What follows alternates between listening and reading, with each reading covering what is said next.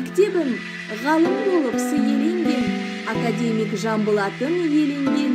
Жүрегімде мекендеген мектебіме 3D кітап құрастырдым жүйеленген. Бұл мектептің түлегі деп мақтанамын, Асхат Қанатұлыдай министрдің.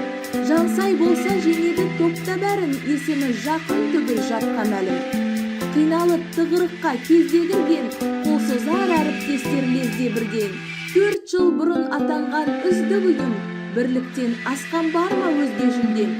Топқа сай мен де жүйрік өткіредім, халықаралық байқауларда көп түледім. Республика, облыстарда жеңген болсам, ол ұжымның қолдауы деп білемін.